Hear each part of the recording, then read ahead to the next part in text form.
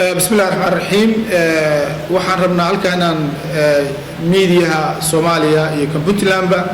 aan soo gudbino war murtid ka soo baxay xafiiska madaxweynaha dawladda Puntland mudane Dr. Cabdul Maxamed Ali Gaas oo ku saabsan xaaladda ka dhacday Gaalkacyo baaritaan iyo xog waraysin laamaha iyaga amniga kadib waxay dawladda Puntland soo saartay war murtidkan oo u qoran sida la wada socdaan ummadda Soomaaliyeed beesha caalamka dawladaha dariska ah waxa 18 Sebtembar 2016 deegaanka Jeexdin ee bariga Gaalkacyo ay ciidamada la dagaalanka argagixisada caalamiga ah ku dileen saraakiil sarsare oo ka tirsan argagixisada al-shabaab oo ay xaqiijiyeen laamaha la dagaalanka argagixisada caalamiga ah ee dalka Mareykanka dhacdadaas kadib waxa Puntland uga imaanayay dhinaca maamulka galmudug iyo al-shabaab hanjabaadiyo ay muujinayaan inay Puntland ku soo qaadi doonaan duulaan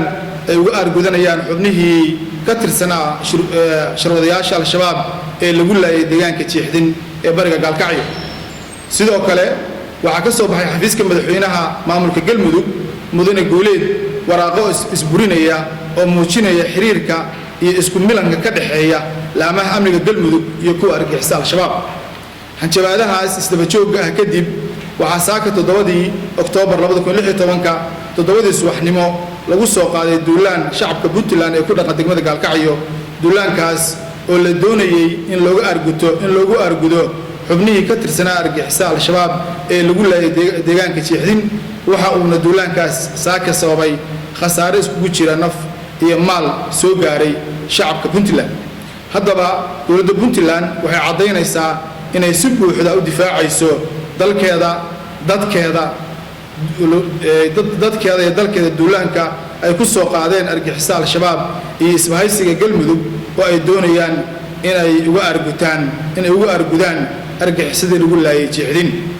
sidoo kale dawladda Puntland waxay ugu baaqaysaa guud ahaan shacabka reer Puntland meel walba uu joogo inay u diyaar garoobaan duulaanka dhanka ka ah dawladnimadooda iyo jiritaankooda ay wadaan isbahaysiga al-shabaab iyo galmudug